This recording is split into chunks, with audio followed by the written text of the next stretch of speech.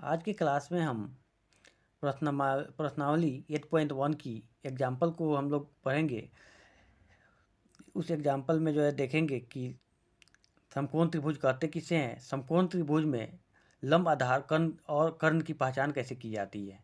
अक्सर जो है ना बच्चे पहचान नहीं पाते हैं कि इसमें लंब किसे कहते हैं, कर्ण किसे कहते हैं और आधार किसे कहते हैं। तो इस एग्जाम्पल के थ्रू हम जानेंगे कि लंब, आधार और कर्ण की पहचान कैसे करेंगे हम। तो चलिए इसके लिए हम एक फिगर को ड्रॉ करते हैं। समकोण त्रिभुज कहते हैं किसी, पहले इसका डिफिनीशन लिख लिया जाए।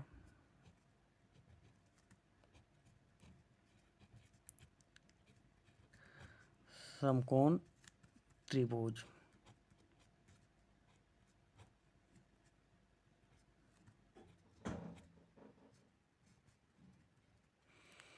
ऐसा त्रिभुज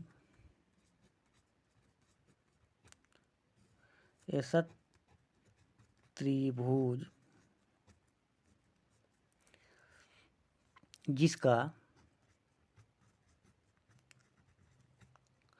एक कोण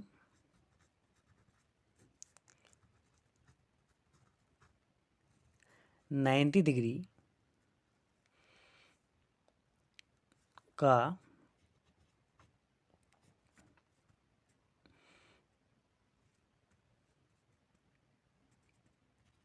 होता है,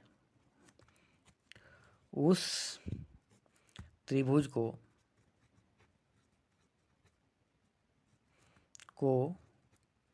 समकोण त्रिभुज कहते हैं।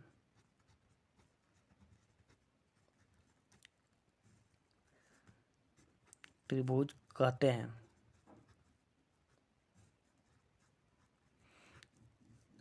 अब हमको क्या पहचानना है, इसमें लंब किसे कहते हैं, आधार किसे कहते हैं, कर्ण किसे कहते हैं। चलिए इसको हम एक फिगर ड्रॉ करके समझते हैं। तो एक हम ट्रायंगल बनाते हैं।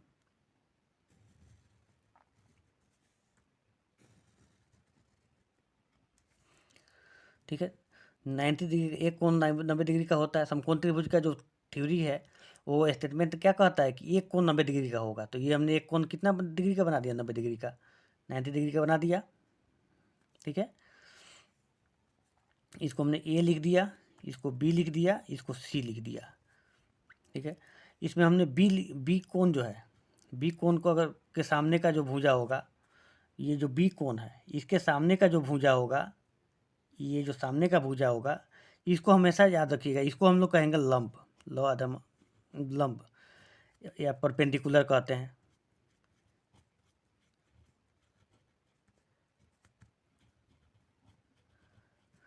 और ये 90 डिग्री का सामने का जो भुजा होता है, साइड होता है, उसे हम लोग कहते हैं कर्ण।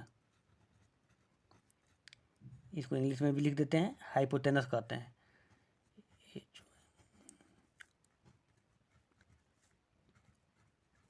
हाइपोटेनस को याद करने का सिंपल सा फॉर्म बताता हूँ, hypo plus 10 plus use, hypo 10 use, HYPO, hypo 10 use बोलना है, हाइपोटेनस हो जाएगा। और नीचे वाला जो बचा, ये जो बच गया वो हमारा क्या हो जाता है, आधार हो जाता है। आधार, इसे हम कहते हैं बेस। ठीक है, तो आपको अब इसमें क्लियरली पता चल गया कि लंब किसे कहेंगे, कर्ण किसे कहेंगे, आधार किसे कहेंगे। चलिए एक और एग्जाम्पल से हम आपको बताते हैं। एक और हम फिगर ड्रॉ कर लेते हैं। एक और हमने फिगर ड्रॉ कर लिया।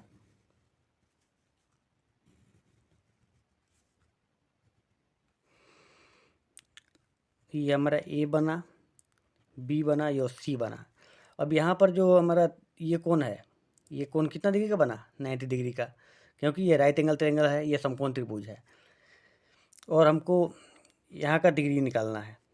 तो ये एक सामने का जो भुजा होगा वो कौन सा होगा, ये इसके सामने का जो भुजा आ रहा है ये हो रहा है हमारा क्या, जो सामने का भुजा होता है वो क्या होता है, परपेंडिकुलर होता है। तो हमारा BC क्या हो जाएगा, यहाँ पे BC जो बनेगा अपना, ये हमारा क्या हो जाएगा, परपेंडिकुलर हो जाएगा।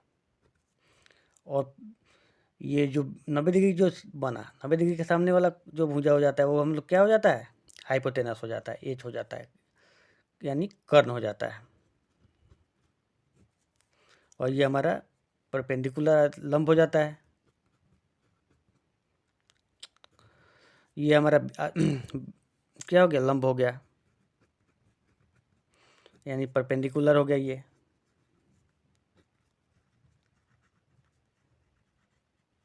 परपेंडिकुलर हो गया। और जो बचा वो हमारा आधार हो गया।